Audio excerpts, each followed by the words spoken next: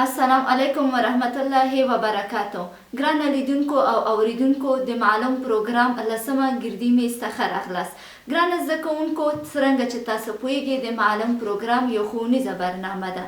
په هره اونۍ کې چې موږ یو ګردی میز جوړوو د دې لپاره چې خپله د ګرانه زده کوونکو مشکلات ته رسیدګي وشو کولی.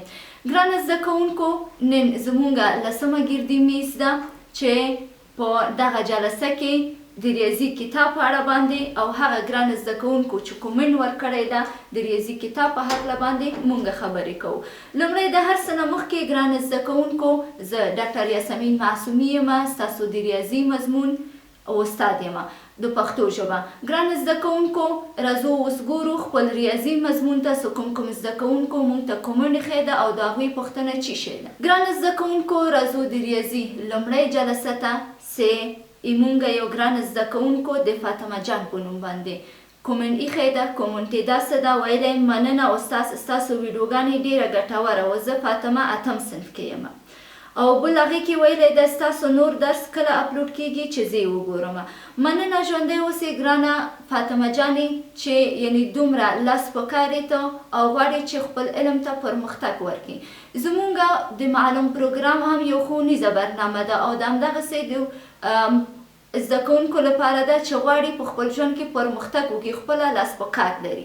ګرانه فاطمه جانه، مننه دې نه کومه چې مونږ ویډیوګانې ګورې او پاتې شو ستا پوښتنه چې مونږ درس کله اپلوډ کیږي. ګرانه زده کوونکي، زمونږ هره اونۍ کې څه ده د ریاضي جلسې څه دي، هم په پښتو ژبه هم په دري ژبه. په اونۍ کې یو نه نیولی تر دوه جلسې پورې اپلوډ کیږي. تاسو کولی شئ چې موږ د ویډیو له لارې نه موږ د یوټیوب چینل له لارې، ساوند کلاوډ او همدارنګه ټیک ټاک او فیسبوک ویب پاڼې له لاره د ویډیوګانې تعقیب کې وګورئ او ورنه ګټه واخلئ. موږ یو بله ګرانه زده کوونکو چې کومنټ ایښی ده، ویلی: سلام ډاکټر صاحب محترم، ستاسو درس ماته ډیره ګټوره تمام شو. زه زحل یم، د کانکور آمادګي وایم. ستاسو نور کوم مضامین درس ورکوي او کله اپلوډ کیږي چې زه ورنه مستفید شم. ګران زده کوونکي، مننه کومه د ګران زده کوونکي زحل څخه چې مونږ دغه ویډیوګانې تعقیبوي او داسې نور ګران زده کوونکو چې مونږ ویډیوګانې ګوري چې دوی ته فایده هم رسوي، ځکه چې ټوله ګټوره درسونه په دې ویډیوګانو کې ځای پر ځای شوي دي. ګران زده کوونکو، مونږ درسونه چې دي اوس په دوه کتاب باندې کار جریان لري. یو چې دي فیزیک ده چې په پښتو ژبه ده، او بل چې ده هغه د ریاضي ده چې دا هم په پښتو ژبه باندې ده. هم په پښتو ژبه باندې هم په دري ژبه باندې، یعنې په دواړه ملي ژبه باندې موږ دغه پروګرام جریان لري. تاسو کولی شئ په هره ژبه باندې چې تاسو ته اسانه وي او کولی شئ چې افهام و تفهیم ور نظر واخلئ. په همغه ژبه تاسو کولی شئ موږ ویډیوګانې وګورئ. او همدارنګه که تاسو ته پوښتنه پیدا کیږي، زموږ په هره جلسه کې چې پوښتنه پیدا کیږي، یعنی ضروره نه ده چې ووایئ سوالا د دې جلسه خو مخکې اپلوډ شوی و، څنګه د دې نه پوښتنه وکړم. تاسو کولی شئ سهار وخت تاسو وغوښتل او تاسو ته پوښتنه پیدا شو، تاسو کولی شئ خپله پوښتنه مطرح کړئ. دا زموږ د اوله جلسې کومنټونه وو. راځو خپله دوهمه جلسې ته.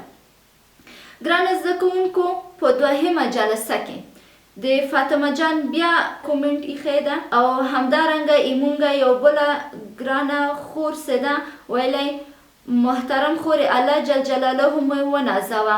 مونږ هغه دنیا ښایسته کړه، په زړه پورې برنامه وه، خو یو هیله درنه لرمه چې دغه برنامه تر پایه پورې ورسوئ.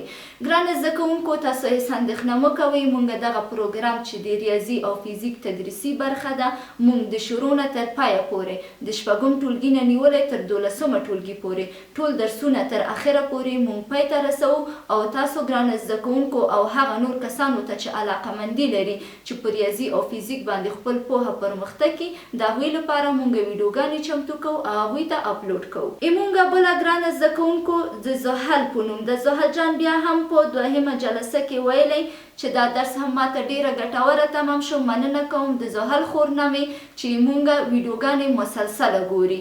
او همدارنګه څرنګه چې ما مخکې وویله، مونږ چې دي په اونۍ کې د هر مضمون دوه یا یو جلسې اپلوډ کیږي، هم په دري ژبه باندې هم په پښتو ژبه باندې. مونږ اوس راځو ګرانو زده کوونکو دا و زموږ د 2مه جلسه کومنټونه. اوس راځو په 3مه جلسه باندې.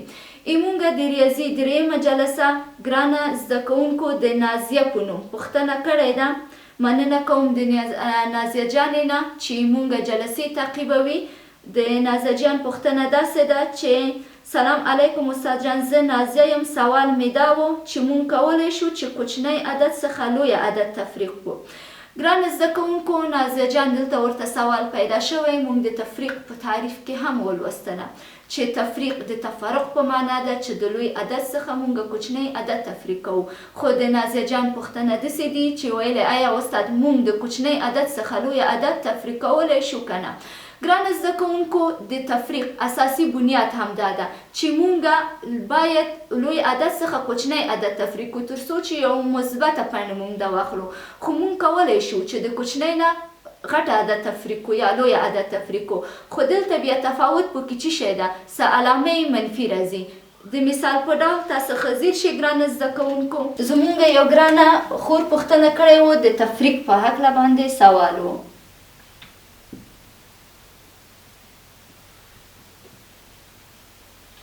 تفریق ګرانو زده کوونکو تاسو کیدای شي ویډیو لیدلی مونږ په تفریق تعریف کې وویله چې تفریق د تفرق له کلمې نه اخیستل شوی چې په معنا د کم کولو دي.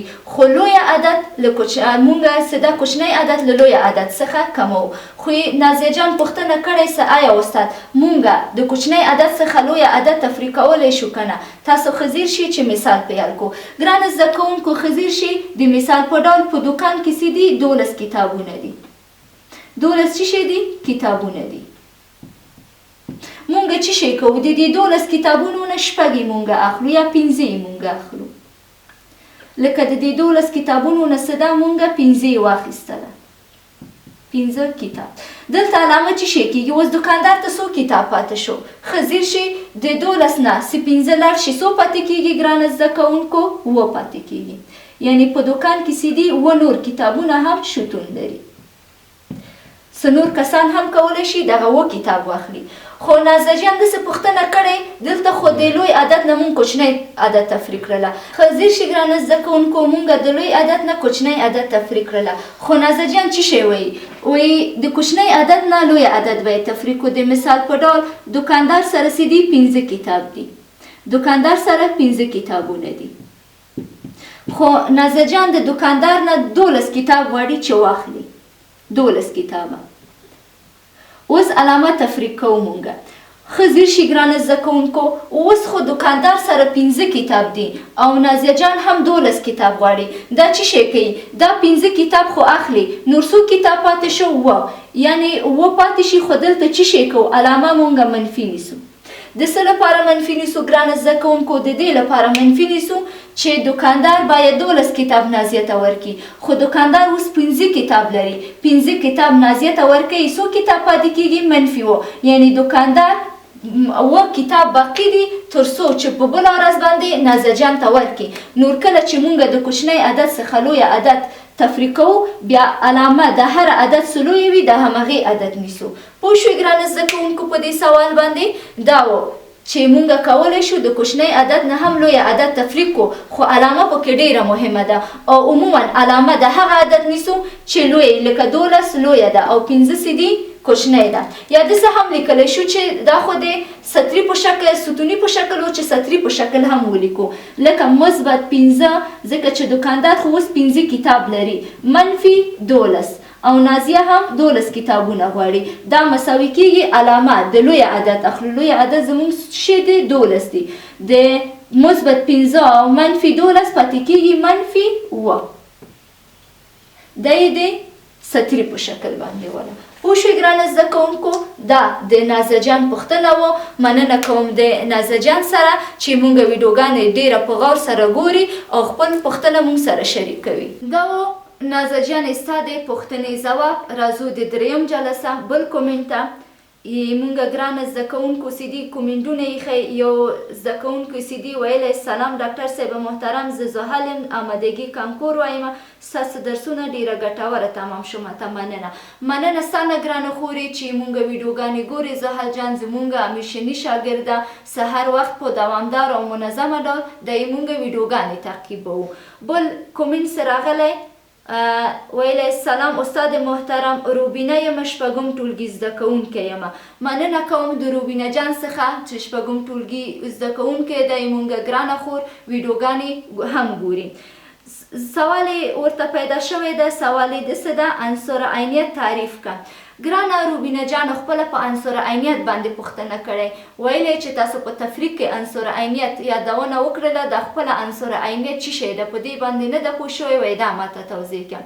ګرانه روبینه جانه خپله عنصر عینیت هغه عدد ته وایي چې له هر عدد سره تفریق شي، جمع شي، ضرب شي او تقسیم شي، خپله بیرته همغه عدد ووځي. نور مونږ د تفریق په عملیه کې وویله چې د تفریق عملیه عنصر عینیت عبارت له صفر څخه ده، ځکه چې مونږ عدد له صفر څخه تفریق کو بیرته خپله همغه عدد کیږي. د مثال په ډول خزیر شه ګرانه روبینه جانه، څه زه تاته مثال حل کومه څه ته پرې پوه شي. ګرانه زده کوونکو تخته ته خزیر شي چې د روبینه جان پوښتنې مونږ ځواب کړو. ګرانه روبینه جانه د مثال په ډول لکه تا سره چې دي 100 افغانۍ دي، 100 افغانۍ لري، غواړئ چې په دکان ته لاړ شي او په دې باندې قلم والي، قلم باندې بکس ته دې ګورې چې په بکس کې ته قلم لري، څه شی کوي؟ ته بیرته خپله 100 افغانۍ اخلي، یعنې 100 افغانۍ دې درلوده، تا غوښتل چې قلم واخلي، خو بکس ته دې وکتل چې ته اوس قلم لري، نو څه شی کوي؟ ته بیخي قلم نه اخلي، څه قلم دې وانخیستل، بیرته دکاندار ته وایي چې ما پیسې راکړه، همغه 100 روپۍ چې دې ورکړې وو بیرته درته واپس کیږي، یعنې بیرته 100 افغانۍ درته راځي. نور عنصر عینیت څه شی ده؟ عنصر عینیت هغه عملیه ده چې کله یو علامه سره غشي تفریق شي، بیرته د هغې حاصل بیرته خپله عدد وسي. لکه تا سره 100 افغانۍ وله، تا غوښتل څه قلم واخلي، خو قلم دې وانخیستله، یعنې صفر شو، قلم دې وانخیستل، پیسې دې مصرفه نه شو، بیرته درته پیسې مکمله ورسېدله یا مکمله پیسې دې ترلاسه کړله، دا عنصر عینیت ده. نور د دې نه خلاصه نتیجه دا اخلو چې په تفریق کې عنصر عینیت عبارت له هغه عدد څخه ده چې له هر عدد څخه تفریق شي، حاصل بیرته خپل همغه عدد شي، لکه a منفي 0 مساوي a ته. خدای پوهي چې a هر څه کیدای شي 0 وسي، کیدای شي 1 وسي، کیدای شي له 0 وسي. مننه کوم د روبینه جان خور څخه چې مونږ درسونه په غور سره ګوري او کومه پوښتنه څه پیدا کیږي مونږ سره شریک کوي. مننه کوم د روبینه جان څخه او هغه زده کوونکو چې مونږ پروګرامونه ګوري، ویډیوګانې ګوري او مونږ ته کومنټ ږدي. ګرانه زده کوونکو راځو په درېیمه جلسه مونږ یو بله ګرانه زده کوونکو میسیج یې ویلی ده، کومنټ یې ویلی ده. استاد جان زه حسیبه احمدي یم د شپږم ټولګي. استاد جان تاسو د تفریق په تفریق کې ویلی چې لوی عدد تفریق د کوچنی عدد، ولې مونږ کوچنی عدد له لوی عدد نشو تفریق کولی؟ همغه ګرانه زده کوونکو چې نازه جان پوښتنه کړې وه، حسیبه جان ته هم همغه پوښتنه پیدا شوې دي. تاسو په تخته کې وکتله چې مونږ کولی شو چې د کوچنی عدد څخه لوی عدد تفریق کو، خو علامه د لوی عدد مونږ نیسو. نه خپله حسیبه جان ډېره زیاته مننه چې مونږ ویډیوګانې تاسو ګوري او کومه پوښتنه چې تاسو ته پیدا کیږي مونږ سره یې شریکوئ. راځو مونږ بله ګرانه زده کوونکو چې درېیمه جلسې ته کومنټ ایښی ده، ویلی سلام ډاکټر صاحب محترم، ستاسو درس ماته ډېره ګټوره تمام شو. زه زحل یم، د کانکور آمادګي وایم، ستاسو نور کوم مضامین درس ورکوي او کله اپلوډ کیږي چې زه ورنه مستفید شم. ګرانه زده کوونکو څرنګه چې ما مخکې هم وویله مونږ سیدي 2 کتاب په لاس لرو، یو سیدي ریاضي ده او بل فیزیک ده چې په 2 ملي ژبه باندې په دري او پښتو باندې په دې باندې مونږ کار کوو، ویډیوګانې جوړوو او ستاسو ګرانه او ګلونو زده کوونکو لپاره مونږ یې اپلوډ کوو تر څو چې تاسو ورنه مستفید شي. ګرانه زده کوونکو مونږ په راتلونکي کوشش کوو شاید په کیمیا او بیولوژي باندې کار وکړو، خو اوس چې دا مونږ په دسترس کوم کتاب قرار لري او په هغه باندې مونږ کار کوو او د زده کوونکو تقاضا ډیره وه هغه ریاضي او فیزیک ده چې هره ورځ په هره اونۍ کې چې دي یو نه تر دوه ویډیوګانې اپلوډ کیږي تاسو ګلونه زده کوونکي کولی شي چې د هغه ویډیوګانو نه مستفید شي. ګرانه زده کوونکو دا و زموږ د ریاضي د لومړۍ جلسې نه تر دریمه جلسه پورې چې کومه ګرانه زده کوونکو موږ ته کومنډ ایښی ده تر بله ګردي میز پورې چې ستاسو د کومنډ د پوښتنو د ځواب لپاره مونږ دایروو تاسو مهربانه او بښونکی الله ته سپارمه. مننه کومه د ټول اوریدونکو او لیدونکو نه تر دې دمه پورې چې مونږ سره وو. خو وخت د خدای په امان.